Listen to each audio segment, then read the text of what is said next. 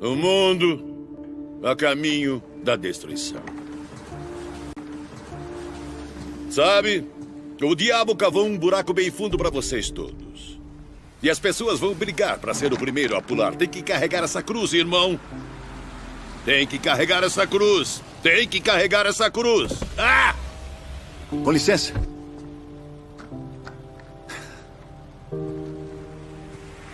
Jovem, acredita na cruz de Cristo, filho? Eu sou um pastor, então? Não respondeu a pergunta.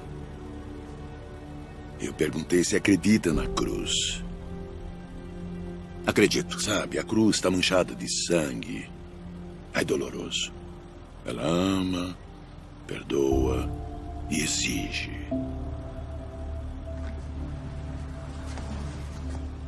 Mas o que ela exige? Que a gente a professe para este mundo sombrio.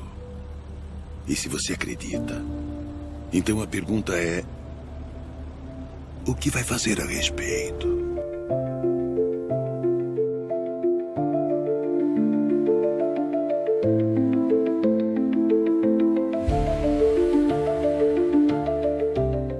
Glória a Deus.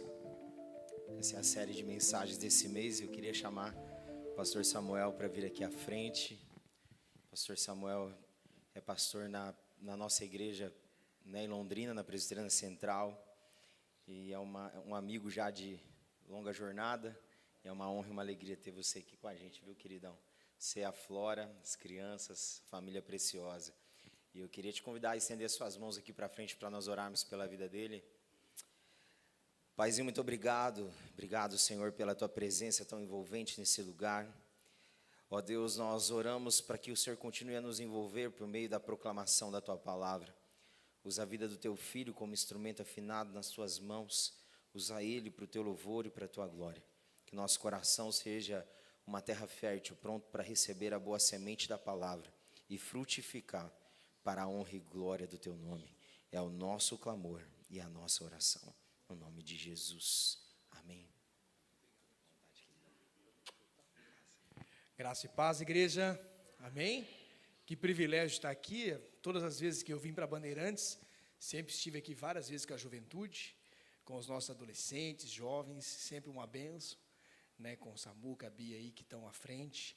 E é um privilégio poder estar aqui com vocês. Trago aqui o abraço do nosso pastor titular, reverendo Emerson Patriota, toda a equipe pastoral também. Para nós é uma alegria estar nessa casa, uma igreja que nós amamos tanto e temos um carinho especial. E é tão legal que cada vez que nós vemos aqui, nós vemos algo diferente, né? E isso é bom, isso é bom. A gente louva a Deus pela vida desses pastores especiais, casal especial que tem estado à frente desse ministério tão lindo, que Deus possa capacitar vocês, tá? Vocês são amigos especiais, mais chegados que irmãos. A gente ama vocês, amém? Responsabilidade de estar aqui trazendo uma mensagem nessa série que o título já é tão provocativo, e eu quero convidar você a abrir a sua Bíblia no Evangelho de Marcos, no capítulo 8. Evangelho de Marcos, capítulo 8, a partir do versículo 34. Na verdade, se nós fôssemos ler esse texto inteiro, nós teríamos que ler ele até o versículo 1 do capítulo 9, mas eu vou me ater aqui apenas ao versículo 34 até o 37. Marcos 8, 34, versículo 34 até o versículo 37.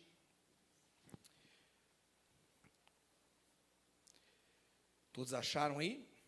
Vamos ler juntos, que diz assim, eu estou lendo na versão NVI, se a sua versão é um pouco diferente, não tem problema, você vai acompanhando aí, tá bom? Então ele chamou a multidão e os discípulos e disse, se alguém quiser acompanhar-me, negue-se a si mesmo, tome a sua cruz e siga-me. Pois quem quiser salvar a sua vida, a perderá. Mas quem perder a sua vida por minha causa e pelo evangelho, a salvará. Pois de que adianta o homem ganhar o mundo inteiro e perder a sua alma? Ou o que o homem poderia dar em troca da sua alma?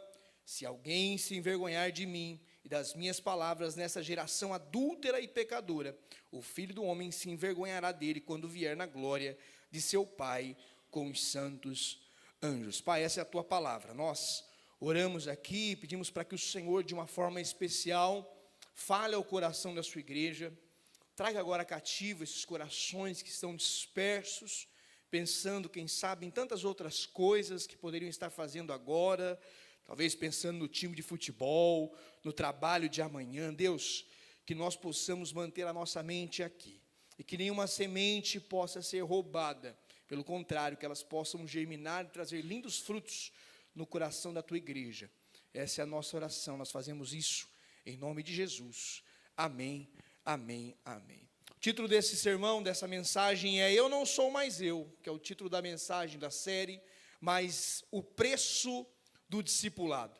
Na verdade, o título dessa série já poderia pregar por si só, porque quando ele é baseado no livro de Gálatas, escrito pelo apóstolo Paulo, naquele versículo, já estou crucificado com Cristo, na verdade ali traz versões e verdades preciosas para o meu e o seu coração. E essa semana, quando o pastor Guilherme me procurou para poder trazer essa mensagem, eu falei, Deus, o que eu vou pregar?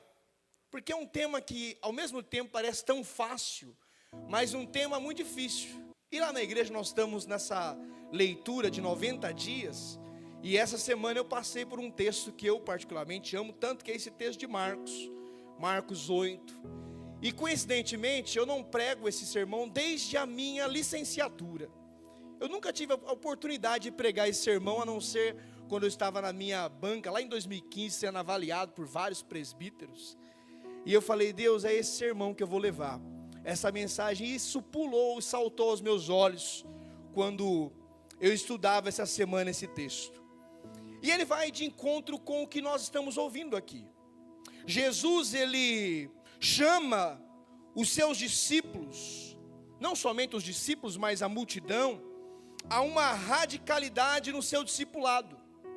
E ele não chama apenas um grupo exclusivo, pelo contrário, ele chama todos aqueles discípulos e toda aquela multidão que o cercava para um nível mais profundo de relacionamento. Jesus chama essas pessoas para que eles pudessem ver e viver o verdadeiro discipulado. E aqui ele impõe 3 condições. Você provavelmente que já passou pela escola sabe que para você passar para um outro nível, você deveria fazer algumas provas para que você pudesse passar de série ou passar numa faculdade. Mas quem aí já não precisou ficar com aquela vermelha, passar assim em cima da... passei. Talvez você nem lembre mais disso, mas se você trouxer a memória, você vai ver que cada avaliação era importante, que você precisava provar que você era apto para aquela lição. E Jesus, ele chama esses homens para um novo nível.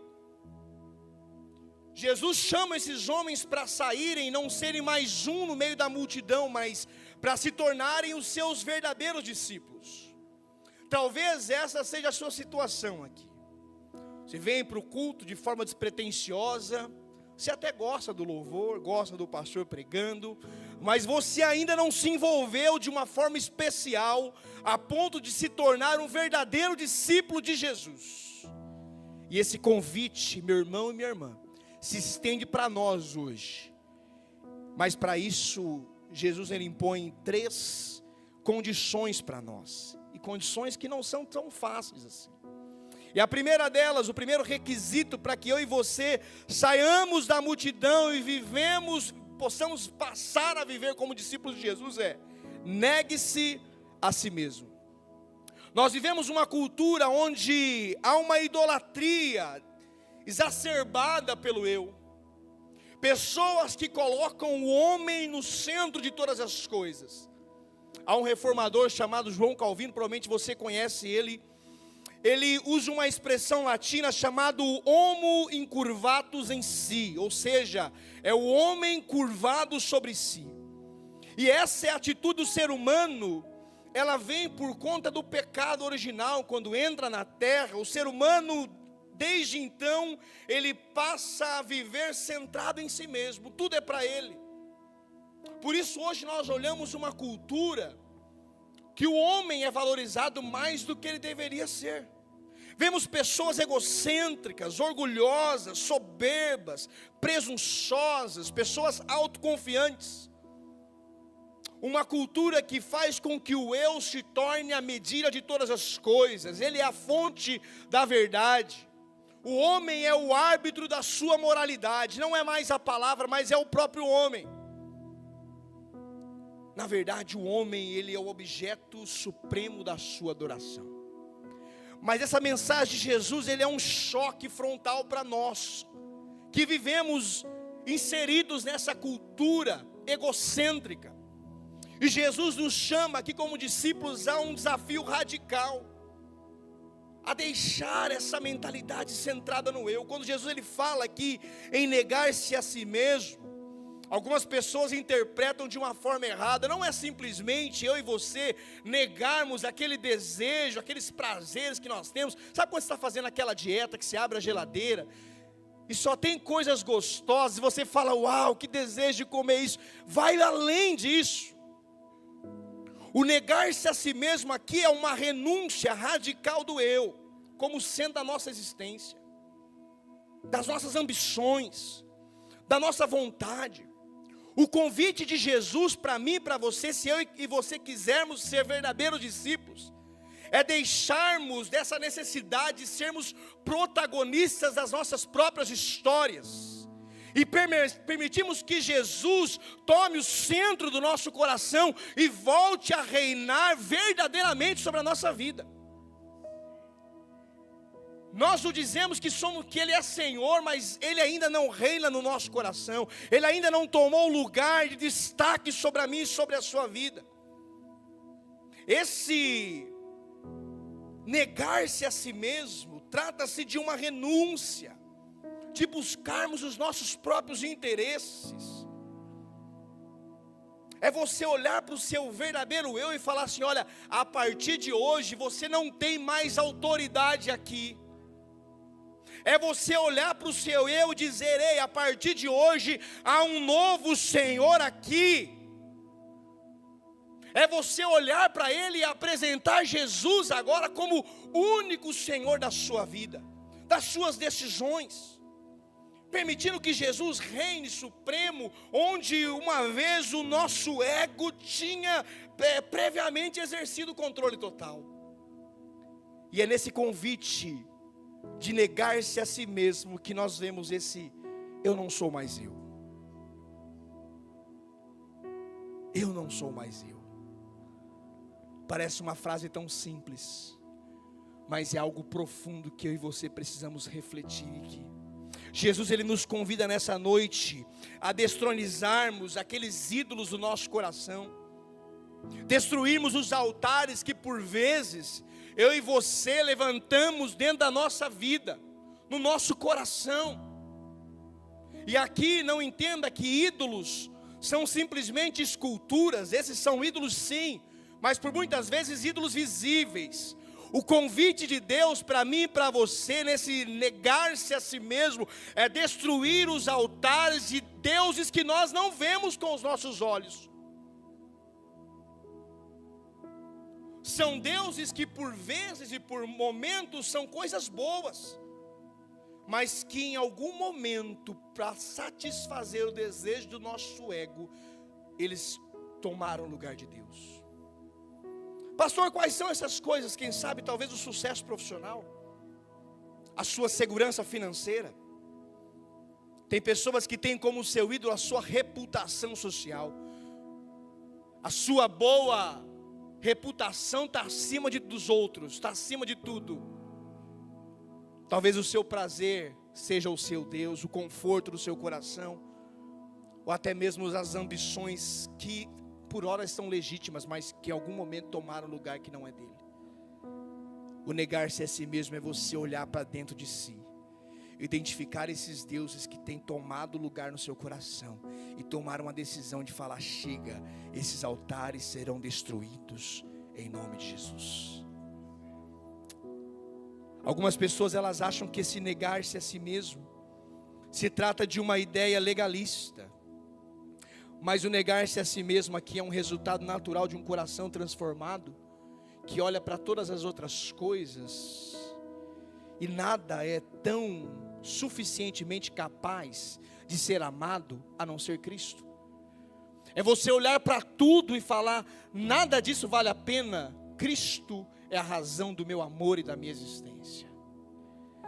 Sabe por quê? Quando Deus ele se torna o objeto supremo da minha e da sua afeição, o nosso eu, naturalmente, ele vai recuar. E ele dá lugar àquele que é de direito. Isso é o negar-se a si mesmo. Quando o nosso amor por Cristo, ele está acima de tudo, o negar-se a si mesmo, ele passa a ser a verdadeira e mais profunda satisfação. Quando Jesus, ele é o objeto principal da nossa adoração, entenda isso de uma forma clara. O negar-se a si mesmo deixa de ser um martírio. Negar-se a si mesmo para um discípulo de Jesus não é algo tão difícil de se fazer, é algo prazeroso. É algo que nós olhamos e entendemos que é nele que nós encontraremos vida plena. E se isso é o caminho, eu escolho renunciar tudo por ele. Tudo para ele. Você não fica de mimimi, triste, porque os seus amigos, os familiares estão saindo, estão se divertindo, e você tem que vir para o culto à noite. Sabe aquele churrasco que você precisa ir embora um pouquinho mais cedo, hoje eu faço louvor. Tem que ser uma alegria no meu e no seu coração, de você falar assim: hoje eu vou deixar tudo de lado, porque há um Deus que toma o centro do meu coração, e nada mais importante do que Ele, nada toma o lugar dEle. Isso é negar-se a si mesmo. Aleluia. Essa renúncia, ela precisa deixar de ser um fardo para mim e para você, e na verdade ela precisa se tornar a porta para a verdadeira liberdade, para a alegria profunda e a vida plena que só encontraremos em Cristo Jesus. Ah, como é bonito quando nós entendemos esse negar-se a si mesmo. O segundo requisito que Jesus nos ensina aqui é o tome a sua cruz. A cruz, nos nossos dias, ela por vezes se tornou apenas um adorno, um símbolo, que por muitas vezes nós colocamos ela no peito, um cordão bonito, normalmente de prata, alguns mais abastados de ouro, mas é só um símbolo, com uma fé vazia. Para muitos, a fé se transformou em simplesmente você fazer um sinal da cruz quando você entra numa igreja ou sai de uma igreja. Mas a cruz, ela vai muito além disso. Quando Jesus fala assim, tome a sua cruz, no entanto aqui, o significado da cruz no original se trata de um sacrifício radical. Se você sabe a história, no mundo romano judaico ali, o tomar a cruz era uma imagem aterrorizante. A cruz era um instrumento, quem sabe, talvez o mais brutal de execução usada na época. Era humilhante. A pessoa passava por um verdadeiro escárnio. Do momento que ela tomava a sua cruz até o local onde ela era crucificada, as pessoas riam dela, amaldiçoavam essa pessoa. Diziam palavras que iam contra a identidade daquela pessoa. Era isso que Jesus passou. E Jesus, ele usa essa imagem de carregar a cruz para mostrar uma seriedade no compromisso. Tomar a cruz aqui é essa disposição que eu e você, como cristão, precisamos ter de aceitar o sofrimento, a humilhação, a perseguição até a morte. Talvez você ainda, nós aqui no Brasil, não estamos passando por essa fase ainda. Quem sabe ainda hoje sofremos uma perseguição velada. Talvez nas redes sociais, no campo judiciário, mas chegará um momento, eu não sei se nós estaremos aqui, mas que a perseguição vai vir. Qual que vai ser a nossa postura? Abrir mão daquilo por medo, ou simplesmente tomar a nossa cruz e assumir um compromisso, mesmo que isso nos custe a vida. Porque é sobre isso aqui. A cruz é literalmente nós abraçarmos a morte. Tomar a cruz é essa disposição. William Barclay, em seu comentário, ele elucida aqui que ele diz assim: o fardo que ele deve tomar é um fardo da morte. Ele está falando sobre os discípulos. Quando Jesus convida os seus discípulos a tomar a sua cruz, Ele os está chamando a seguir o caminho que inevitavelmente levará à morte. Mas essa morte não é para ser evitada, é para ser abraçada. Quando nós tomamos a cruz, é como se você literalmente abraçasse a morte. Está disposto a isso? Você está disposto a não ser mais você? A abrir mão de quem você é, por amor a Cristo? Tomar a sua cruz? E é tão triste quando nós vemos algumas pessoas usando essa expressão, tomar a cruz, como se tomar a cruz fosse apenas enfrentar uma doença. Já viu isso? É a cruz que eu preciso carregar. Já viu isso? Eu estou com uma doença, eu estou passando uma crise no meu casamento, eu estou com uma fraqueza, uma dor, um filho rebelde. A cruz não é um problema que você enfrenta, sabe por quê? Problemas todos nós enfrentamos, seja você bom ou ruim. Algumas pessoas acham que os problemas que nós passamos, as enfermidades, às vezes nós agimos igual os amigos de Jó. A gente fica tentando achar aonde eu errei. Deixa eu falar, o seu problema não é fruto, é óbvio que tem problemas que são fruto dos nossos pecados, sim, muitos deles, mas tem problemas que vão nascer para você que está dentro da igreja e vão nascer para o ímpio que não conhece a Cristo.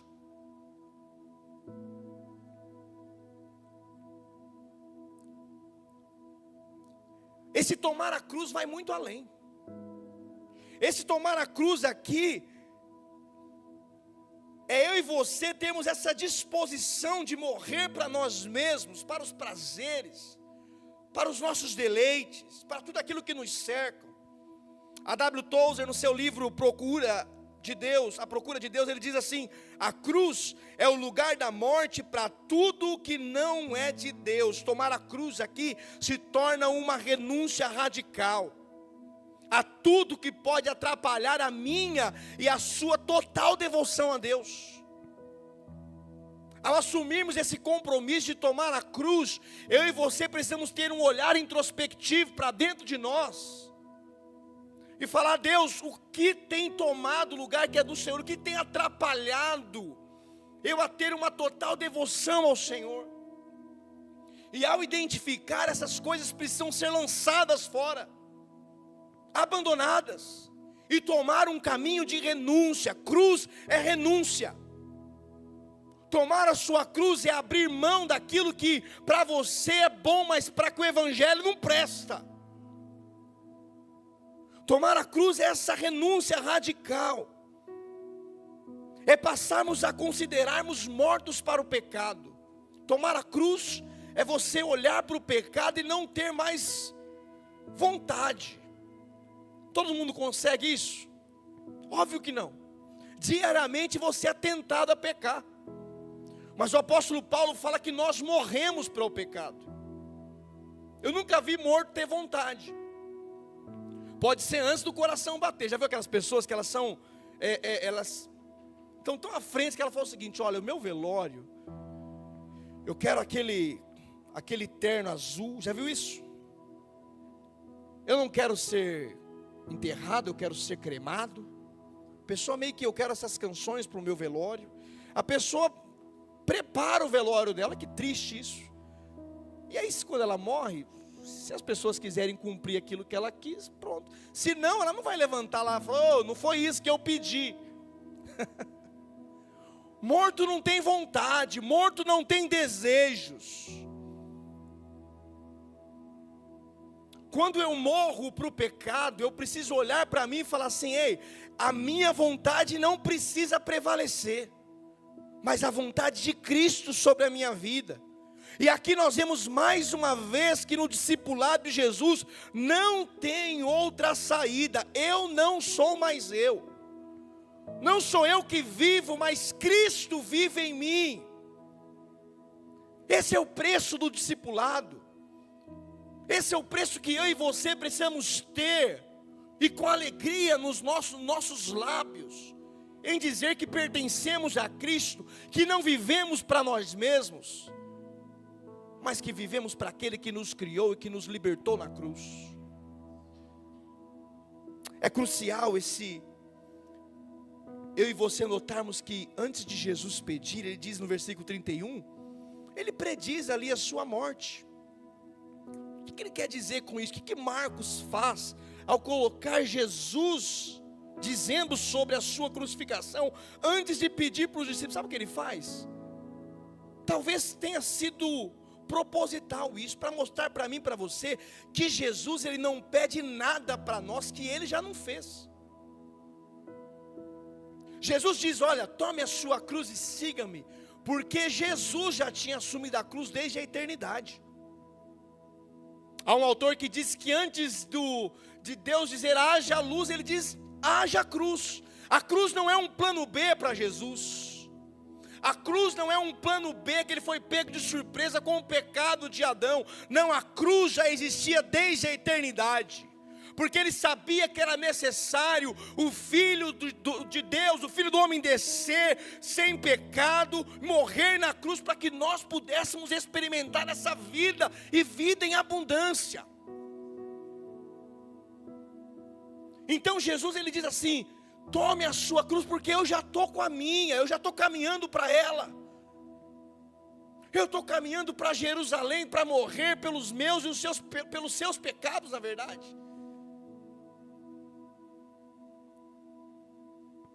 Se eu e você compreendermos isso, tomar a cruz, ele vai deixar de ser um sofrimento abstrato. Algumas pessoas acham que tomar a cruz é sofrido. Se eu e você compreendermos que Cristo já havia feito por nós, ele passa a ser simplesmente, além de um sofrimento, ele passa a ser uma identificação pessoal. Você toma a sua cruz porque o seu mestre tomou. Você toma a sua cruz porque antes de você, ele já tomou também. Pedro diz na sua primeira carta, capítulo 2, versículo 21, ele diz assim: para isto foste chamados, porquanto também Cristo sofreu por vós, deixando-vos exemplos, para que lhe sigais as passadas. Quer ser discípulo de Jesus? Tome a sua cruz. Caminhe, nem que seja para a morte, mas siga os passos que o seu mestre trilhou. E essa decisão de tomar a cruz, por muitas vezes ela vai gerar um desconforto para nós. A cruz ela não é popular, pelo contrário, ela é totalmente impopular. A cruz ela gera perda. Mas quando você olha por que, vale a pena. Vale a pena. As renúncias, as impopularidades, vale a pena. Lucas ele nos diz que no seu evangelho que tomar a cruz ela vai acontecer no nosso cotidiano, porque diariamente eu e você somos entregues ao matadouro, não é verdade? Ser cristão, por mais que eu disse aqui que não somos perseguidos, entre aspas, quantos sofrem perseguições no seu trabalho por serem honestos, por praticarem a justiça? É isso que nos aguarda. Tomar a cruz é essa vida na contracultura, ou seja, não se contentar com essa era, é nadar contra a corrente da sociedade secularizada. Esse é o tomar a cruz. Terceiro, então ele exige de nós, negar-se a si mesmo, tomar a sua cruz e segui-lo. E por terceiro, perder a nossa vida. Jesus ele confronta os seus discípulos com um paradoxo aqui que é central para o seu discipulado. Ele diz assim: pois quem quiser salvar a sua vida, perdê-la. Quem todavia perder por causa de mim e do evangelho, salvá-la. É interessante que o evangelho é o único compromisso. Já viu aqueles contratos que você assina, que tem várias letras miúdas? O evangelho é o único compromisso que você assume que não tem letras miúdas. Pelo contrário, normalmente as letras miúdas, elas escondem aquilo que não é tão agradável aos olhos humanos, na verdade. Sabe quando você vai baixar um aplicativo, você coloca concordo, li concordo. Quantos aí leem tudo aquilo lá, gente? Acho que ninguém, né? Mas a gente lê e concorda. Aí você vai para a China, tá lá as suas imagens estampadas nos outdoor, porque você já liberou as suas imagens, está tudo liberado lá. Li e concordo. Porque as coisas que não importam estão em letras miúdas, para que você não pudesse ler. O evangelho não. O evangelho é aquilo que não esconde nada, pelo contrário, ele coloca em letras garrafais. Por exemplo, quando a gente vai pregar para alguém, pastor Guilherme, a gente não fala que a vida com Deus é sofrida, né? A gente fala do Deus amoroso, porque Deus amou o mundo de tal maneira, não é verdade? Que deu o seu Filho unigênito. Imagina você falar assim, a pessoa, olha, vida de crente não é fácil, é luta atrás de luta. É matar um leão, às vezes algumas antas por dia. Quanto seria atrativo? Mas a gente espera a pessoa descobrir sozinha, né? Depois que se batizou, já está envolvida, a primeira coisa é começar a ver que as pessoas não são tão perfeitas assim, pelo contrário. Mas Cristo, Ele é tão legal que Ele fala o seguinte, ó, me siga, mas ó o que você vai ter. Você vai ter que negar a si mesmo, vai ter que tomar a sua cruz, você vai ter que perder a sua vida para que você possa ganhar. Talvez Ele usa desses critérios para já tirar todo mundo que precisava ser tirado ali. Talvez de uma multidão de 100 só tenha ficado os 12. Porque não é fácil. Jesus ele é muito bem diferente do diabo, graças a Deus. Porque o diabo é o seguinte: o diabo te oferece coisas boas, te oferece vida, liberdade, mas ao final da conta ele mente para você, ele mente para nós. No final das contas, o que nos aguarda quando nós seguimos aquilo que ele deseja é simplesmente uma escravidão e morte, porque o salário do pecado é a morte. Mas Jesus não, Jesus ele apresenta essa verdade. Mesmo que a lógica do reino vai contra tudo aquilo que nós vivemos nessa cultura. Por exemplo, o evangelho, se você não tivesse, você fala assim, mas como é que isso é possível? Para ser grande eu preciso ser servo. Para eu alcançar a glória eu preciso do sofrimento. Para eu ganhar eu preciso perder. E para eu perder eu preciso ganhar. Parece que a lógica não fecha. Pois quem quiser salvar a sua vida, perdê-la. E aqui ele faz um alerta para aqueles que se esforçam incessantemente para preservar a sua vida. Pessoas que gastam a sua vida construindo a sua própria segurança, mas ao final das contas, por se preocuparem tanto com tantas bobagens, coisas passageiras, ao final da sua vida percebem que simplesmente perdeu-se a sua vida. Pessoas que ganham a vida, mas ao mesmo tempo perdem justamente porque vivem pelo seu bel prazer, tentando buscar a felicidade em tudo, só esquecem de buscar a felicidade na verdadeira raiz da felicidade que é Cristo Jesus. Sua alegria está nos prazeres desse mundo, no consumismo, no ter, no poder de compra. Pessoas que estão ganhando a sua vida, mas estão perdendo, são pessoas que medem a sua felicidade pelo nível financeiro. Como que está a economia do país?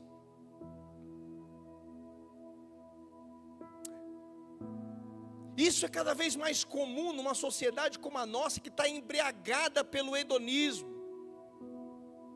essa busca desenfreada pelo prazer, onde pessoas fumam, bebem, se prostituem, usam suas drogas, fazem os seus sexos ilícitos, mas percebem que nada disso traz felicidade. Sabe quem viveu assim? Salomão.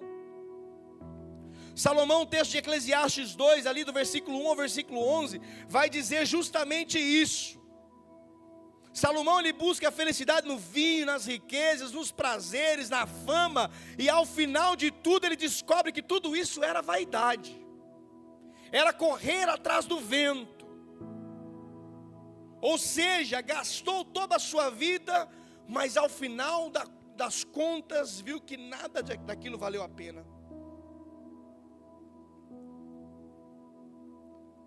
A pessoa que ganha a sua vida, mas perde, é aquela que vive uma vida vazia de significado. Como é triste uma pessoa que vive sem propósito, sem entender o porquê veio ao mundo.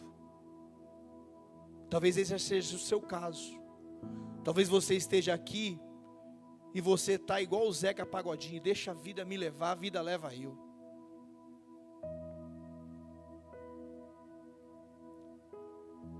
Independente do caminho, está tudo certo, nós vamos indo embora.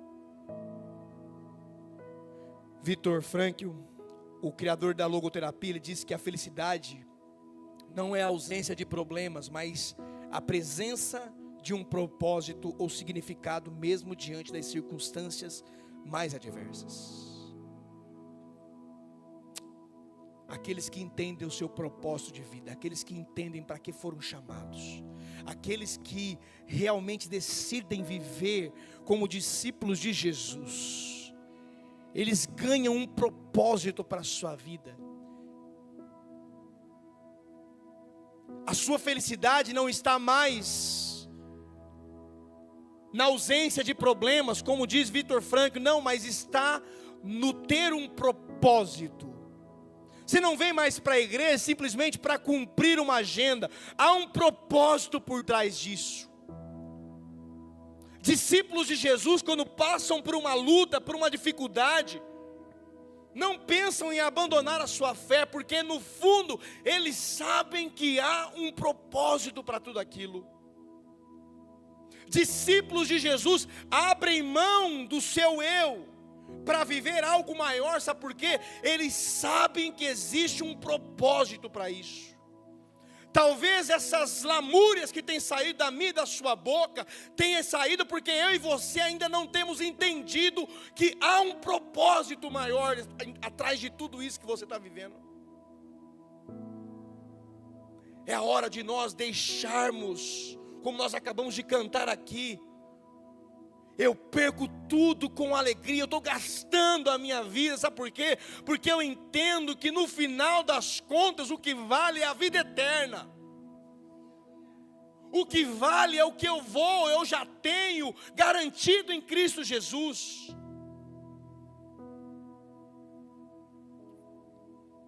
Entenda, não é negar-se, não é tomar a sua cruz que vai te dar a salvação. Na verdade, o negar-se a si mesmo e o tomar a sua cruz é sinais daqueles que são salvos em Cristo Jesus. Se você é um salvo em Cristo Jesus, meu irmão e minha irmã, tome a sua cruz, negue a si mesmo, siga Cristo Jesus. Escolha perder mesmo que aquilo te doa, sabe por quê? O que vale é que nós estamos caminhando a passos largos para a eternidade. O dia que nós desfrutaremos da eternidade com Cristo Jesus, vai valer a pena para mim e para você, não ser mais eu, mas ser Cristo em nós. Esse é o caminho do discipulado. É pesado, mas vale a pena. Esse é o convite que Deus faz para mim e para você nessa noite. Negue-se a si mesmo. Tome a sua cruz e siga-me. Você está disposto aí? Feche seus olhos. Pai,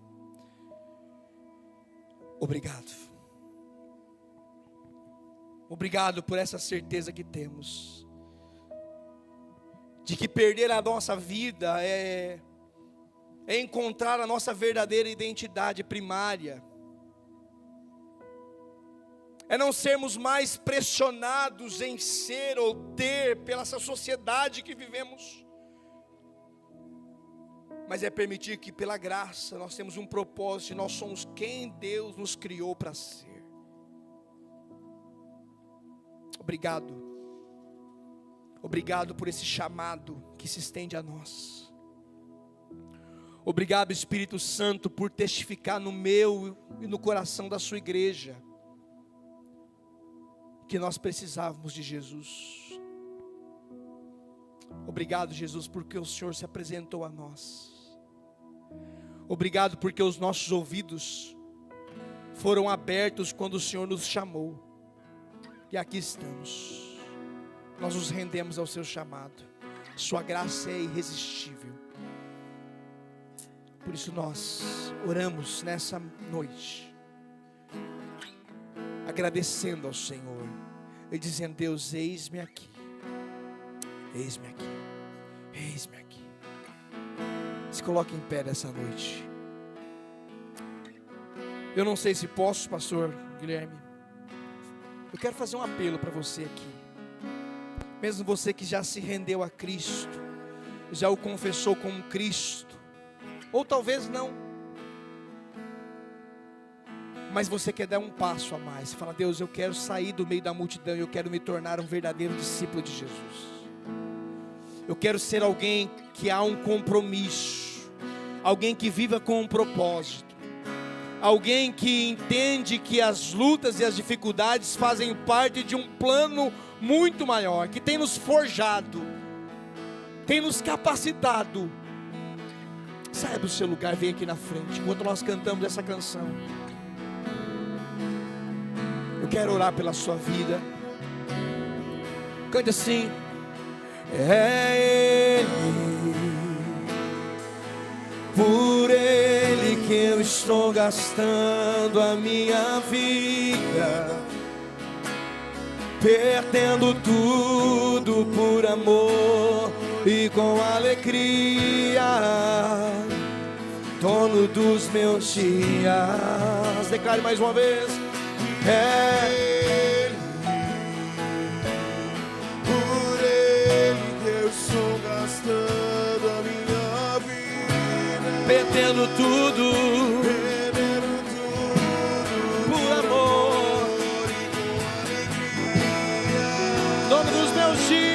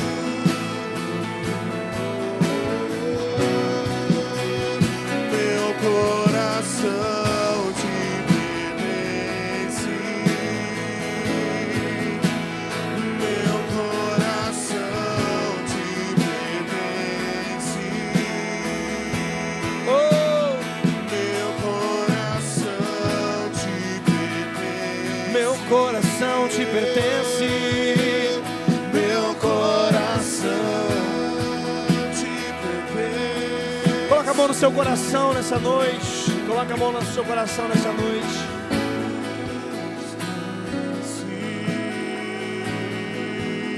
Meu coração te pertence. Meu coração te pertence. E tudo que eu sou, e tudo que eu sou, o que eu quero ser, que eu planejo ser, pertence pertence a ti, só a ti. e tudo que eu sou, o que eu quero ser, que eu planejo ser, pertence a ti, somente a ti, Deus. E tudo que eu sou, O que eu quero ser, que eu planejo ser, pertence pertence a ti, só a ti. meu coração te pertence. Meu coração te pertence. Meu coração